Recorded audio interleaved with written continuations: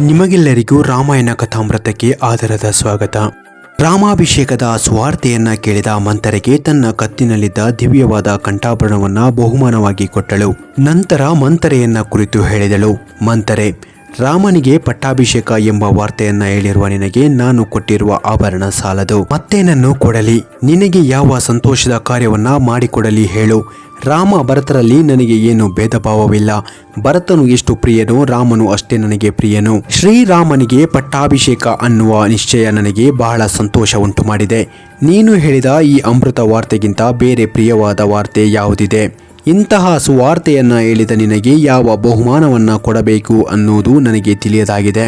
ನಿನಗೆ ಬೇಕಾದ ಯಾವ ವಸ್ತುವನ್ನಾದರೂ ಸಂಕೋಚವಿಲ್ಲದೆ ಕೇಳು. ನೀನು ಏನು ಕೇಳಿದರೂ ರಾಜಾಭಿಷೇಕದ ವಾರ್ತೆಯನ್ನ ತಂದ ನಿನಗೆ ಕೊಡುತ್ತೇನೆ ಎಂದಳು. ಕೈಕೇಯಿಯ ಮಾತನ್ನ ಕೇಳಿ ಮಂಥರೆಯು ಅಸೂಯೆಯಿಂದ ಅವಳು ತನಗೆ ಕೊಟ್ಟ ಆಭರಣವನ್ನ ಕೋಪದಿಂದ ಅಲ್ಲಿಯೇ ಎಸೆದಳು. ಕೋಪದಿಂದ ಕೈಕೇಯಿಗೆ ಪುನಃ ಹೇಳಿದಳು, ಬುದ್ಧಿಶೂನ್ಯಲೆ, ಸಂಕಟ ಪಡಬೇಕಾದ ವಿಚಾರ ತಿಳಿಸಿದರೆ ಸಂತಸ ಪಡುತ್ತಿದ್ದೀಯೆ. ನೀನು ದುಃಖದಲ್ಲಿ ಮುಳುಗುತ್ತಿರುವೆ ಎನ್ನುವುದು ತಿಳಿದಿಲ್ಲವೇ? ರಾಜಾಭಿಷೇಕವು ನಿನಗೆ ಪ್ರಿಯ ವಾರ್ತೆಯಾಗುವುದೇ? ನಿನ್ನ ಅವಿವೇಕವನ್ನು ನೋಡಿ ನನಗೆ ಸಂಕಟವಾಗುತ್ತಿದ್ದರೂ ಒಳಗೆ ನಗು ಉಂಟಾಗಿದೆ. ಲೋಕದಲ್ಲಿ ಸವತಿಯ ಮಗನಿಗಿಂತ ಬೇರೆ ಶತ್ರು ಉಂಟೆ? ಅಂಥವರಿಗೆ ಶ್ರೇಯಸ್ಸನ್ನ ಕೋರುವುದು ಮೃತ್ಯುವನ್ನ ಬಯಸಿದಂತೆಯೇ. ರಾಜ್ಯದಲ್ಲಿ ರಾಮನಿಗೂ ಭರತನಿಗೂ ಸಮವಾದ ಹಕ್ಕು ಉಂಟು. ಆದುದರಿಂದ ಭರತನು ಭಯವೇ ರಾಮನಿಗೆ ಬಹಳವಾಗಿ ಆಗಿದೆ. ಈ ಭಯಕ್ಕಾಗಿ ರಾಮನು ಭರತನಿಗೆ ಸೇಡನ್ನ ಬಯಸುವನು. ಲಕ್ಷ್ಮಣನು ತ್ರಿಕರಣ ಶುದ್ಧಿಯಿಂದ ರಾಮನನ್ನೇ ಆಶ್ರಯಿಸಿರುವನು. ಹಾಗೆಯೇ ಶತ್ರುಘ್ನನು ಭರತನನ್ನು ಆಶ್ರಯಿಸುತ್ತಿರುವನು. ಅವರಿಬ್ಬರು ಪರಮತಂತ್ರರಾಗಿರುವುದರಿಂದ ಅವರಿಗೆ ಭೀತಿ ಇಲ್ಲ. ಈ 4 ರಾಜಕುಮಾರರ ಜನನ ಕ್ರಮದ ಪ್ರಕಾರ ಭರತನೇ ರಾಮನಿಗೆ ಉತ್ತರಾಧಿಕಾರಿಯಾಗುತ್ತಾನೆ. ಆದುದರಿಂದ ರಾಮನಿಗೆ ಭರತನ ಮೇಲೆ ಭಯ ಇರುತ್ತದೆ. ರಾಮನು ಮಹಾಪ್ರಜ್ಞನು, ರಾಜತಂತ್ರ ನಿಪುಣನು, ಸಾಮರ್ಥ್ಯವುಳ್ಳವನು. ಆದುದರಿಂದ ಅಷ್ಟು ಸಮರ್ಥನಲ್ಲದ ನಿನ್ನ ಮಗ ಭರತನಿಗೆ ಅಪಾಯ ಇದ್ದೇ ಇರುತ್ತದೆ. ಇದನ್ನೆಲ್ಲ ಯೋಚಿಸಿಕೊಂಡು ನನ್ನ ಎದೆಯು ನಡುಗುತ್ತಿದೆ. ನೀನು ಚೆನ್ನಾಗಿ ಯೋಚಿಸು. ಈಗಲೇ ಇದಕ್ಕೆಲ್ಲ ತಕ್ಕ ಪ್ರತಿಕಾರವನ್ನ ಮಾಡಬೇಕಾಗಿದೆ. ನಿನ್ನ ಸವತಿಯಾದ ಕೌಸಲ್ಯೆಯ ಭಾಗ್ಯವನ್ನ ನೋಡು. ಅವಳ ಮಗನನ್ನ ನಾಳೆ ಪುಷ್ಯ ನಕ್ಷತ್ರದಲ್ಲಿ ರಾಜ ಸಿಂಹಾಸನದ ಮೇಲೆ ಕುಳ್ಳಿರಿಸಿ ಬ್ರಾಹ್ಮಣರೆಲ್ಲರೂ ಸೇರಿ ಪಟ್ಟಾಭಿಷೇಕವನ್ನ ನಡೆಸುವರು. ಆಮೇಲೆ ಅವಳ ಭಾಗ್ಯಕ್ಕೆ ಮಿತಿ ಉಂಟೆ? ಸವತಿಯಾದ ನಿಮ್ಮನ್ನೆಲ್ಲ ಕಡೆಗಣಿಸಿ ನಿಮ್ಮ ಹೆಮ್ಮೆಯನ್ನೆಲ್ಲ ಮುರಿಯುವಳು. ನೀನು ಅವಳ ದಾಸಿಯಂತೆ ಕೈ ಕಟ್ಟಿಕೊಂಡು ಅವಳ ಸೇವೆ ಮಾಡಬೇಕಾಗುತ್ತದೆ. ನಾವೆಲ್ಲರೂ ನಿನ್ನೊಡನೆ ಅವಳಿಗೆ ಗಡಿಯಾರವಾಗಿದ್ದು ಸೇವೆ ಮಾಡಬೇಕು. ಹಾಗೆಯೇ ರಾಮನಿಗೆ ಭರತನು ದಾಸನಾಗಬೇಕಾಗುತ್ತದೆ. ಆಗ ನಿನ್ನ ಸೊಸೆಯರಿಗೆ ದುರ್ದಶೆಯು ಬರುವುದಿಲ್ಲವೇ? ಈ ವಿಷಯವನ್ನೆಲ್ಲ ನೀನು ಚೆನ್ನಾಗಿ ಯೋಚಿಸು ಎಂದಳು. ಹೀಗೆ ಮಂಥರೆಯು ಶ್ರೀರಾಮನ ವಿಷಯದಲ್ಲಿ ಅತ್ಯಂತ ಅಪ್ರಿಯವಾದ ಮಾತುಗಳನ್ನಾಡಿದರೂ ಕೈಕೇಯಿಯ ಶ್ರೀರಾಮನ ಅನೇಕ ಗುಣಗಳನ್ನು ವರ್ಣಿಸಿ ಹೇಳಿದಳು. ಮಂಥರೆ, ಶ್ರೀರಾಮನು ಧರ್ಮಜ್ಞನು, ಗುಣವಂತನು, ಜಿತೇಂದ್ರಿಯನು, ಉಪಕಾರ ಸ್ಮರಣೆ ಮಾಡುವವನು, ಸತ್ಯವಾದಿಯು. ಆದಾಗಿ ಶ್ರೀರಾಮನು ಮಹಾರಾಜರ ಹಿರಿಯ ಮಗನು. ಈ ಎಲ್ಲ ಕಾರಣಗಳಿಂದ ಶ್ರೀರಾಮನು ಯುವರಾಜ ಪದವಿಗೆ ಅರ್ಹನು. ದೀರ್ಘಾಯುಷ್ಯನುಳ್ಳ ಶ್ರೀರಾಮನು ತನ್ನ ತಮ್ಮಂದಿರನ್ನು ಭ್ರಾತ್ಯರನ್ನ ತಂದೆಯಂತೆಯೇ ಪಾಲಿಸುತ್ತಾನೆ. ಪಿತಾಮಹರಿಂದ ಬಂದ ಶ್ರೀರಾಮನ ರಾಜ್ಯವನ್ನ 100 ವರ್ಷಗಳ ಕಳೆದ ಮೇಲಾದರೂ ನಮ್ಮ ಭರತನು ಅನುಭವಿಸಲಿ. ಇದು ನಿಶ್ಚಯ. ಭರತನು ನನಗೆ ಎಷ್ಟು ಮಾನ್ಯನೋ ಶ್ರೀರಾಮನು ಅಷ್ಟೇ ಮಾನ್ಯನು. ಅಥವಾ ನೀನು ಹೇಳುವುದಾದರೆ ಶ್ರೀರಾಮನು ನನಗೆ ಭರತಗಿಂತಲೂ ಪ್ರೀತಿ ಪಾತ್ರನು. ಅವನು ತನ್ನ ತಾಯಿ ಕೌಸಲ್ಯೆಯನ್ನ ಪ್ರೀತಿಸುವುದಕ್ಕಿಂತಲೂ ಹೆಚ್ಚಾಗಿ ನನ್ನನ್ನು ಪ್ರೀತಿಸುತ್ತಾನೆ.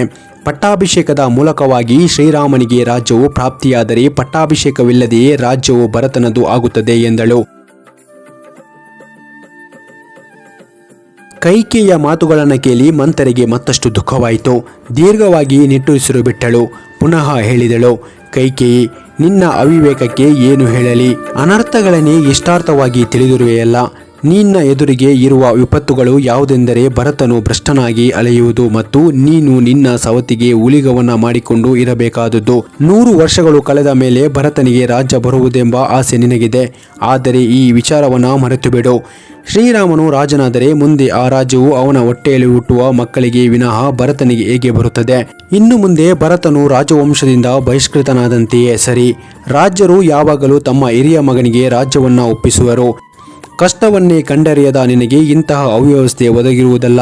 ನಿನ್ನ ಮಗನು ರಾಜಭೋಗಗಳನ್ನು ಬಿಟ್ಟು ರಾಜವಂಶೀಯರ ಗಣನೆಗೆ ಬರದೆ ಅನಾಥವಾಗುವ ಕಾಲ ಬಂದಿದೆ. ಇಂತಹ ದಾರುಣವಾದ ಸಮಯದಲ್ಲಿ ನಿನಗೂ ನಿನ್ನ ಮಗನಿಗೂ ಹಿತವನ್ನು ಉಂಟು ಮಾಡಬೇಕೆಂದು ನಾನು ನಿನಗೆ ಹೇಳುತ್ತಿದ್ದೇನೆ. ನಿನ್ನ ಸವತಿಯ ಅಭ್ಯುದಯ ವಾರ್ತೆ ಕೇಳಿ ನನಗೆ ಬಹುಮಾನವನ್ನ ಕೊಡುವೆಯಲ್ಲ. ನಿನ್ನ ಅವಿವೇಕ ಈಗ ತಿಳಿಯಿತು. ಈಗ ನಾನು ಹೇಳುವ ಮಾತನ್ನ ಗಮನವಿಟ್ಟು ಕೇಳು. ರಾಮನು ನಿಕಟವಾದ ರಾಜ್ಯವನ್ನ ಪಡೆದು ನಿನ್ನ ಮಗನನ್ನ ದೇಶ ಬಿಟ್ಟು ಕಳುಹಿಸಬಹುದು ಅಥವಾ ಸಂಹರಿಸಬಹುದು. ಭರತನು ಚಿಕ್ಕ ವಯಸ್ಸಿನಿಂದಲೇ ಅವನ ಸೋದರ ಮಾವನ ಮನೆಗೆ ಕಳುಹಿಸಿಕೊಟ್ಟೆ. ಭರತನು ಇಲ್ಲಿಯೇ ಇದ್ದಿದ್ದರೆ ಸ್ವಲ್ಪ ಮಟ್ಟಿಗಾದರೂ ದಶರಥನ ಪ್ರೀತಿಯನ್ನು ಸಂಪಾದಿಸಬಹುದಾಗಿತ್ತು. ಯಾವಾಗಲೂ ಹತ್ತಿರದಲ್ಲಿಯೇ ಇರುವುದರಿಂದ ಸಂಹಾರವು ಹೆಚ್ಚುತ್ತದೆ. ನೀನು ಭರತನನ್ನ ಇಷ್ಟು ದಿನ ದೂರವಿಟ್ಟಿದ್ದು ಸರಿಯಲ್ಲ. ಭರತನು ಜೊತೆಯಲ್ಲಿಯೇ ಹೋಗಿರುವುದರಿಂದ ಶತ್ರುಘ್ನನಿಗೂ ಇದೇ ಪಾಡಾಯಿತು. ರಾಮ ಲಕ್ಷ್ಮಣರಲ್ಲಿ ಪರಸ್ಪರ ಇರುವ ಭ್ರಾತೃಸ್ನೇಹವು ಅನ್ಯಾದೃಶ್ಯವಾದದ್ದು. ಆದ್ದರಿಂದ ಲಕ್ಷ್ಮಣನ ವಿಷಯದಲ್ಲಿ ಶ್ರೀರಾಮನು ಎಂದಿಗೂ ಪಾಪ ಕಾರ್ಯವನ್ನು ಮಾಡುವುದಿಲ್ಲ. ಆದರೆ ಶ್ರೀರಾಮನಿಂದ ಭರತನಿಗೆ ಕೇಡುಕಾಗುವುದರಲ್ಲಿ ಸಂದೇಹವಿಲ್ಲ. ಆದುದ್ದೇನೋ ಆಗಿ ಹೋಯಿತು. ಈಗ ನಾನು ಒಂದು ಉಪಾಯವನ್ನು ಹೇಳುತ್ತೇನೆ ಕೇಳು. ನಿನ್ನ ಮಗನನ್ನ ಈ ದೇಶಕ್ಕೆ ಕರೆಸದೆ ಸೋದರ ಮಾವನ ಮನೆಯಿಂದಲೇ ಕಾಡಿಗೆ ಕಳುಹಿಸಿಬಿಡು. ಇಲ್ಲವಾದಿದ್ದರೆ ಅವನಿಗೆ ಉಳಿಗಾಲವಿಲ್ಲ. ಅವನು ಅಯೋಧ್ಯೆಗೆ ಬಂದರೆ ವಿನಾಶ ಹೊಂದುವುದು ಖಂಡಿತ. ಒಂದು ವೇಳೆ ಭರತನು ಧರ್ಮದಿಂದ ತಂದೆಯ ರಾಜ್ಯದಲ್ಲಿ ಒಂದು ಭಾಗವನ್ನ ಪಡೆದುಕೊಂಡರೂ ಅವನು ರಾಮನೊಡನಿದ್ದರೆ ಅವನಿಗೆ ವಿಪತ್ತು ಖಂಡಿತ. ಐಶ್ವರ್ಯ ಸಮೃದ್ಧಿಯಿಂದ ಕೂಡಿರುವ ಪ್ರಬಲನಾಗಿರುವ ರಾಮನ ವಶದಲ್ಲಿ ಹೇಗೆ ತಾನೇ ಇರುತ್ತಾನೆ? ಕಾಡಿನಲ್ಲಿ ಸಿಂಹದಿಂದ ಆಡಲ್ಪಟ್ಟ ಆನೆಯ ಮರಿಯಂತೆ ನಿನ್ನ ಮಗನು ಶ್ರೀರಾಮನ ಕೈಗೆ ಸಿಕ್ಕಿ ನರಳುವನು. ಇದುವರೆಗೂ ಗಂಡನ ವಿಶೇಷ ಪ್ರೀತಿಯನ್ನು ಪಡೆದಿದ್ದ ನೀನು ನಿನ್ನ ಸವತಿಯಾದ ಶ್ರೀರಾಮನ ತಾಯಿ ಕೌಸಲ್ಯೆಯನ್ನು ತಿರಸ್ಕರಿಸಿದೆ. ಈಗ ತನ್ನ ಮಗನು ರಾಜನಾದ ಮೇಲೆ ಕೌಸಲ್ಯೆಯು ತನ್ನ ಹಗೆತನವನ್ನು ತೀರಿಸಿಕೊಳ್ಳುತ್ತಾಳೆ. ಒಟ್ಟಿನಲ್ಲಿ ಅಖಂಡ ಸಾಮ್ರಾಜ್ಯವನ್ನ ಶ್ರೀರಾಮನು ವಹಿಸಿಕೊಂಡ ಮೇಲೆ ಭರತನು ನೀನು ದೀನರಾಗುವಿರಿ. ಕಾಲ ಮೀರುವುದರೊಳಗೆ ಚೆನ್ನಾಗಿ ಯೋಚಿಸು. ನಿನ್ನ ಮಗನಿಗೆ ರಾಜ ಸಿಗಬೇಕು ಮತ್ತು ಭರತ ಶತ್ರುವಾದ ಶ್ರೀರಾಮನನ್ನು ದೇಶದಿಂದ ಹೊರಡಿಸಿ ಅರಣ್ಯಕ್ಕೆ ಕಳುಹಿಸುವ ಉಪಾಯವನ್ನ ಈಗಲೇ ಯೋಚಿಸು ಎಂದಳು. ಕೈಕೇಯಿಗೆ ಶ್ರೀರಾಮನಲ್ಲಿ ಎಷ್ಟೇ ವಿಶ್ವಾಸವಿದ್ದರೂ ಮಂಥರೆಯು ತನ್ನ ಕುಟಿಲ ಬುದ್ಧಿಯಿಂದ ಅವಳ ಮನಸ್ಸನ್ನ ಕದಲಿಸಿಬಿಟ್ಟಳು. ಮಂಥರೆಯ ಮಾತನ್ನ ಕೇಳಿದ ಕೈಕೇಯಿಗೆ ಮನಸ್ಸಿನಲ್ಲಿ ಸ್ವಲ್ಪವಾಗಿ ಕೋಪವು ಹುಟ್ಟಿತು. ತಾನು ತನ್ನ ಸವತಿಗೆ ದಾಸಿಯಾಗಬೇಕೆಂಬ ಸಂದರ್ಭ ಬರಬಹುದು ಎಂಬ ಶಂಕೆ ಹುಟ್ಟಿತು. ಕೊನೆಗೆ ಕೋಪದಿಂದ ಕೆಂಪಾದ ಮುಖವುಳ್ಳವಳಾಗಿ ದುಃಖದಿಂದ ಕೂಡಿ ಮಂಥರೆಗೆ ಹೇಳಿದಳು, ಮಂಥರೆ, ನೀನು ಹೇಳುತ್ತಿರುವುದು ನಿಜ. ಈಗಲೇ ರಾಮನನ್ನು ಕಾಡಿಗೆ ಓಡಿಸುತ್ತೇನೆ. ಭರತನಿಗೆ ಈಗಲೇ ಪಟ್ಟಾಭಿಷೇಕವನ್ನ ಮಾಡಿಸುವೆನು.